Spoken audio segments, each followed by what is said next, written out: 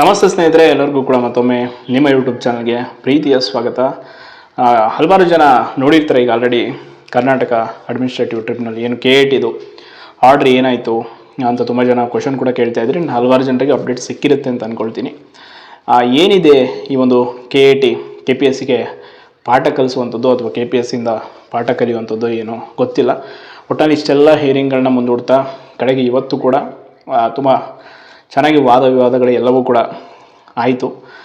ಒಟ್ಟಾರೆಯಾಗಿ ಇವತ್ತಿನ ಒಂದು KAT ಅಪ್ಡೇಟ್ ಏನು ಅಂತಂದರೆ, ಈ ಒಂದು ವಿಚಾರಣೆಯ ಒಂದು ಅಂತಿಮ ತೀರ್ಪನ್ನು 1 ವಾರದೊಳಗಾಗಿ ಪ್ರಕಟಿಸುತ್ತೇವೆ ಅಂತ KAT ಹೇಳಿದೆ. ಬಟ್ ಅದಕ್ಕೆ ಒಂದು ಕಾರಣ, ಈಗ ಎಕ್ಸ್ಪರ್ಟ್ ಕಮಿಟಿಯ ಒಂದು ಏನು ರಿಪೋರ್ಟ್ ಇದೆ ಈ ಒಂದು ಪ್ರಶ್ನೆ ಪತ್ರಿಕೆಯಲ್ಲಿ ಲೋಪದೋಷಗಳಾಗಿರೋದು. ಸೊ ಅದರ ಒಂದು ರಿಪೋರ್ಟನ್ನು ಒಂದು ಸೀಲ್ಡ್ ಕವರಲ್ಲಿ KAT ಮುಂದೆ KPSC ಸಬ್ಮಿಟ್ ಮಾಡಬೇಕು ಅಂತ ಹೇಳಿದೆ. ಬಟ್ ಅದರ ಜೊತೆ 1 ವಾರದ ಒಳಗಾಗಿ ಇದರ ಒಂದು ಅಂತಿಮ ತೀರ್ಪನ್ನು ಪ್ರಕಟಿಸ್ತೀವಿ ಅಂತ ಹೇಳಿದ್ದಾರೆ. ಬಟ್ ಅಲ್ಲಿವರೆಗೂ ಕೂಡ ಈ ಒಂದು ಮುಖ್ಯ ಪರೀಕ್ಷೆಗೆ ಇರುವಂಥ ತಡೆಯನ್ನು ಮುಂದುವರಿಸಲಾಗಿದೆ. ಏನೀಗ ಆ ಮೇನ್ಸ್ ಎಕ್ಸಾಮ್ಗೆ ಸ್ಟೇ ಕೊಟ್ಟಿತ್ತು, ಸೊ ಅದನ್ನು ಕಂಟಿನ್ಯೂ ಮಾಡ್ತಾ ಇದ್ದಾರೆ ಎಲ್ಲಿವರೆಗೂ ಆರ್ಡ್ರ್ ಬರೋವರೆಗೂ. ಅದು ಆರ್ಡ್ರ್ ಏನು ಬರುತ್ತೆ ಅನ್ನೋದ್ರ ಮೇಲೆ ಈ ಒಂದು ವಿಚಾರ ನಿರ್ಧಾರ ಆಗುತ್ತೆ.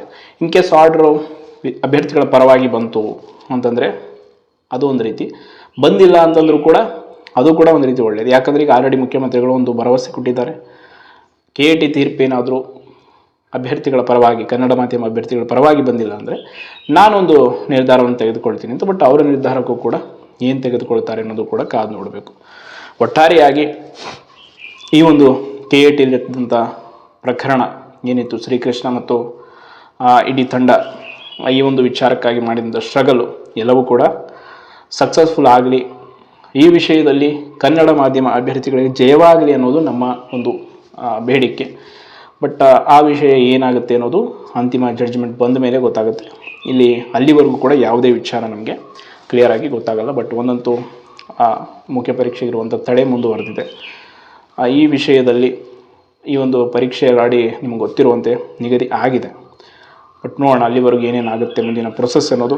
ಆ್ಯಂಡ್ ಈ ವಿಚಾರದಲ್ಲಿ ಇಲ್ಲಿ ಸೋತರು ಕೂಡ ಮತ್ತೆ ಹೈಕೋರ್ಟ್ಗೆ ಹೋಗುವಂಥ ಚಾನ್ಸ್ ಕೂಡ ಇದೆ.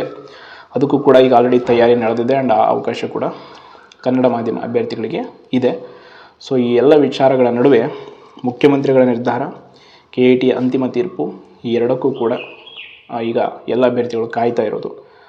ಈ ಬಾರಿ ಏನಾದರೂ ಆಗಲಿ, ಒಟ್ಟಿನಲ್ಲಿ ಮರು ಅಧಿಸೂಚನೆ ಆಗಲಿ ಅಂತ ಎಲ್ಲರೂ ಕೂಡ ಕಾಯ್ತಾ ಇರೋದು.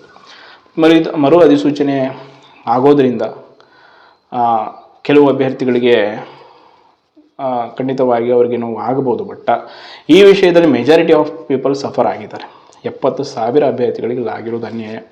ಸೊ ಅದರಿಂದಾಗಿ ಹೆಚ್ಚು ಜನರಿಗೆ ಆಗಿರುವಂಥ ಅನ್ಯಾಯದ ವಿರುದ್ಧವಾಗಿ ಇಲ್ಲಿ ಪ್ರತಿಭಟನೆ, ಈ ಒಂದು ಕಾನೂನು ಹೋರಾಟ ಎಲ್ಲವೂ ನಡೀತಾ ಇರೋದರಿಂದ ಇಲ್ಲಿ ಬೇರೆ ವಿಚಾರವನ್ನು ನಾವು ತೆಗೆದುಕೊಳ್ಳೋದಕ್ಕಾಗೋದಿಲ್ಲ. ಸೊ ಸದ್ಯಕ್ಕೆ KATಯ ಒಂದು ಕೋರ್ಟ್ ವಿಚಾರದಲ್ಲಿ ಇಷ್ಟು ಅಪ್ಡೇಟ್ ಇದೆ. ಆ್ಯಂಡ್ ಕಂಪ್ಲೀಟ್ ಹಿಯರಿಂಗ್ ವಿಡಿಯೋ ಯಾರಿಗಾದರೂ ಬೇಕು ಅಂತಂದರೆ ಗಂಧದ ಗುಡಿ ಅಂತ ಒಂದು ಯೂಟ್ಯೂಬ್ ಚಾನಲ್ ಇದೆ. ಸೊ ಅದರಲ್ಲಿ ಗಂಧದ ಗುಡಿ ಕ್ಲಾಸಸ್ ಅಂತ ಅವರು ಕಂಪ್ಲೀಟಾಗಿ ಹಿಯರಿಂಗ್ದು ಲೈವ್ ಅಪ್ಡೇಟ್ ಮಾಡಿದ್ದಾರೆ. ಸೊ ಅಲ್ಲಿ ನೋಡ್ಬೋದು ನೀವು. ಅದರದ್ದು ಲಿಂಕ್ ಕೂಡ ಹಲವಾರು ಟೆಲಿಗ್ರಾಮ್ ಚಾನಲ್ಗಳು ಇದೆ ಅಂತ ಹೇಳ್ತಾ ಧನ್ಯವಾದಗಳು.